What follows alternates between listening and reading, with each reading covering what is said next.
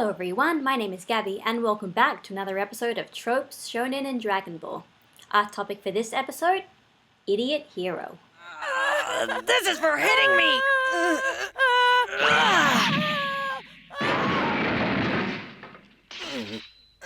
There! That'll teach you to try to take my fish, sneaking up on me like that! Well, I'm ready for you this time. Why don't you come out of your shell and fight? I guess this title is a little bit misleading. We're not really talking about the trope of idiot hero, but rather the character of Son Goku. Goku himself has almost become a trope in of himself, but TV Tropes doesn't have a name for it in particular. Idiot hero is perhaps the closest summation of it in their terms. But what is Son Goku's character? What is his archetype? What makes him unique compared to other protagonists? To answer that, we can talk about idiot hero. There are two obvious requirements for a character to qualify as an idiot hero. First of all, they have to be the hero. They're the protagonist of their story.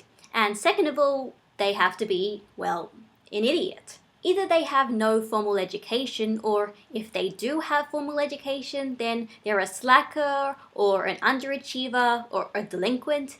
Basically, they're not book smart, and they never mature past this shortcoming. But while the character might not be the brightest tool in the shed, they make up for it. The idiot hero is incredibly good at least one thing, and that thing is inevitably what holds together the world that they live in. So let's explain this by looking at Son Goku. He is an idiot hero. He's not exactly bright due to having no real formal education. He lived in the wilderness with his foster grandfather and then by himself after his grandfather's death until he was about 12 years old. Even after he gets exposed to the outside world, the only other education he ever got was brief lessons with the Muten Roshi.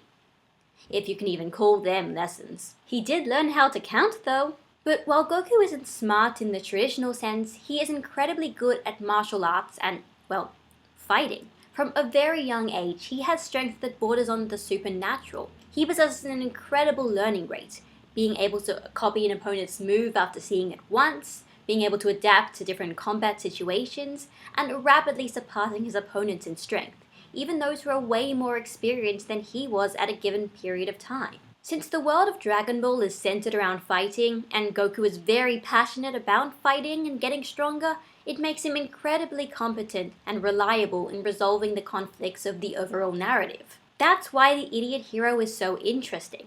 They may be lacking in some areas, but those that they excel at, they truly excel at. So much so that it seems to defy any reasonable logic. In terms of Dragon Ball, the audience is constantly asking throughout the story, how does Goku keep getting stronger? How is it that he's so good? Early on, there is no explanation behind it. And the story wasn't written with the expectation that there was an explanation behind it. The only answer the story gave us was, it's just Goku. That's just who he is. Of course, everyone knows that about a third away through the story of Dragon Ball, we find out that Goku is, in fact, an alien. A member of an incredibly strong alien race called the Saiyans, or Saiyans, or Saiyajin, however you want to pronounce it. There's a misconception amongst fans of Dragon Ball Z who believe that this was a necessity, something that had been planned out since the very beginning, that every time Goku did something incredible, it was supposed to be foreshadowing to his alien heritage, that his monkey tail proved that he wasn't human in any way. But that really isn't the case.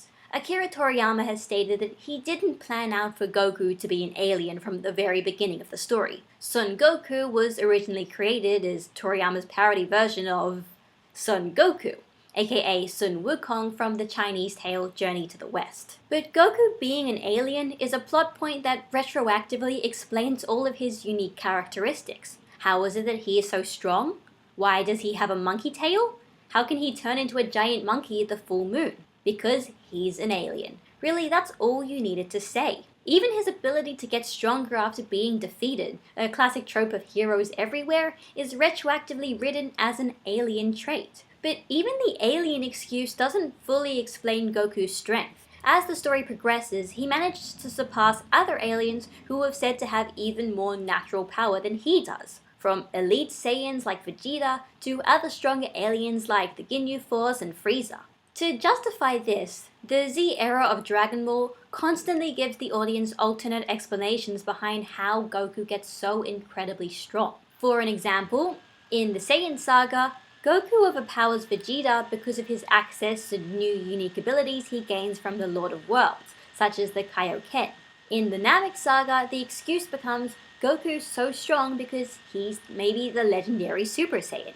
That's what Vegeta says, that's what the Ginyu Force theorize, and that's what ends up being true in the end. We think that perhaps Goku was predestined to be the Super Saiyan, and that's how he managed to get so powerful so quickly, even before he transforms for the first time. But once the Super Saiyan stops being a legend and starts being a form accessible by multiple characters with Saiyan blood, Goku still ends up being the strongest, even amongst the other Super Saiyans.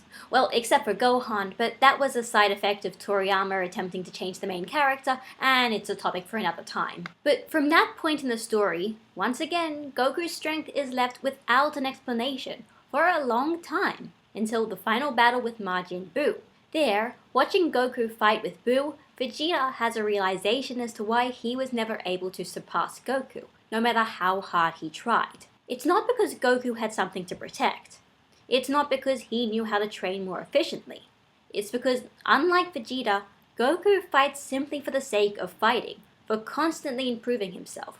He doesn't fight to protect others or for his own pride. He fights because he wants to and he loves to. And that is what Vegeta says makes him so strong. It's what makes him number one. So at the end of the day, Vegeta's explanation tells us that Goku's power comes from his personality. It's just by being so uniquely Goku that he's able to accomplish these amazing feats. And that's why Goku's character is so static during the entire story. Because if he ever stops being Goku, if he changes too much, he wouldn't be as strong. It's essentially a way of justifying not giving Goku character development. Goku doesn't change much throughout the story, but that benefits the overall narrative. Because in a world filled with fighting, sometimes you need a character like Goku, like a typical shonen protagonist, someone who will just keep fighting and keep rushing headfirst into conflicts purely from this desire to continue fighting and getting stronger. He's the perfect way to drive a story of a series entirely about fights. That's why he doesn't change. That's why he doesn't mature, and that's why he remains an idiot hero till the end. Outside of Dragon Ball, Goku's character archetype has been used amongst many other shonen protagonists, and not just in strictly battle shonen this time. Series centered around sports and card games also often have protagonists that take inspiration from Goku and the idiot hero. They have a passion for whatever the story revolves around, be it fights, sports, or games, and they're very good at it. Sometimes their incredible skill is given an explanation, like Goku's alien heritage, but a lot of the time it isn't. Like at the start and end of Dragon Ball, often the reason why the protagonist is so strong is just because they're the protagonist. Another trait of the shonen hero that was exemplified in Goku is the unusual sense of morality. In terms of Goku, his philosophy on life is essentially, I want to keep fighting and getting stronger.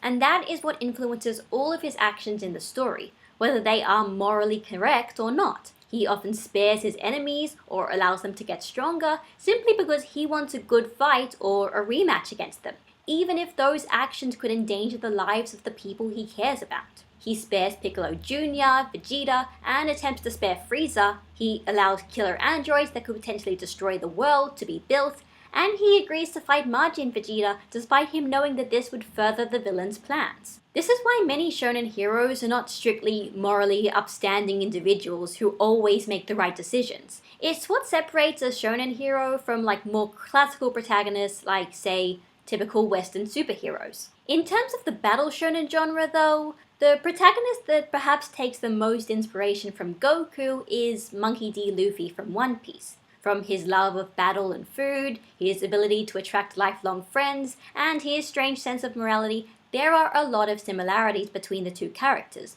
And Eiichiro Oda, the creator of One Piece, doesn't deny being inspired by Dragon Ball. Idiot Hero and Goku's character archetype is incredibly interesting because of its simplicity and also in how it contrasts with other ideas of what a hero should be. Son Goku has created a new form of hero that has now filled the shonen genre and has really helped give it its unique flavor. So, at the end of the day, Idiot Hero is a trope that has benefited the genre immensely. And that was how Idiot Hero was used in the story of Dragon Ball. But Dragon Ball and other shonen material consists of more than just one kind of character. And we're going to look into another kind of character in the next episode of Tropes, Shonen and Dragon Ball. But we cover one of the most popular character archetypes in the entire genre, the rival. See you then!